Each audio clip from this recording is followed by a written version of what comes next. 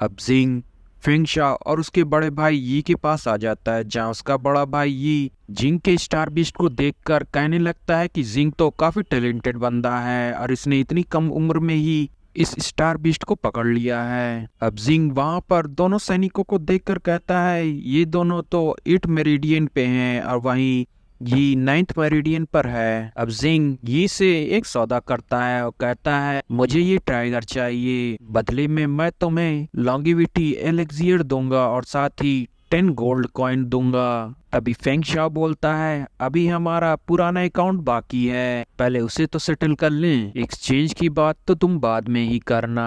अब Feng Shao की बातें सुनकर ये कहता है आखिर क्या हुआ, तुम इससे बातें क्यों कर रहे हो। फेंग शाओ उसे बताता है कि इस बंदे ने सिटी में मुझे हर्ट किया था, जबकि मैंने इसे अपनी पूरी आइडेंटिटी बताया था, फिर भी इसने मेरी कोई बात नहीं सुनी और अपनी अकड़ दिखाते हुए मेरी फैमिली को सीरियस नहीं लिया और मुझे पीटा। ब्रदर यी तुम मेरी फैमिली का बदला लेने में मदद करो। अब ये बात सुनकर ये बोलता है एक बाहरी लड़का मेरे भाई को इस तरह परेशान नहीं कर सकता, साथ ही मैं तुम्हें भी एम्बैरेस नहीं करना चाहता हूँ, तो अच्छा होगा कि तुम मुझे अपना ये स्टार डॉग और लॉन्गेटिविटी पिल दे दो, मैं इसे माफी के तौर पर अपने पास रख लूंगा और तुम्हें यहाँ से जाने दूंगा। अब ये बात सुनकर जिंग कहता है मैं किसी भी चीज के लिए माफी नहीं मांगने वाला, और रही बात स्टार डॉग और लॉन्गेविटी पिल की, वो मैं नहीं देने वाला, तुम्हारे भाई ने मुझे परेशान करने की कोशिश की थी। अब ये बात सुनकर फेंग शाओ कहता है मेरे भाई ने तो तुम्हें जीने का एक मौका दिया था, लगता है तुम्हें वो भी नहीं चाहिए। अब वहां से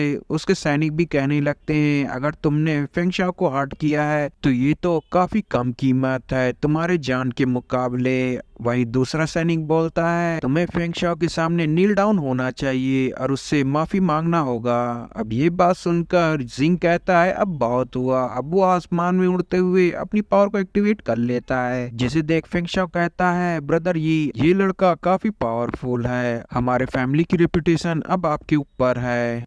अभी अपनी पावर को एक्टिवेट कर लेता है और कहता है आज मैं तुम्हें अच्छा सबक सिखाऊंगा।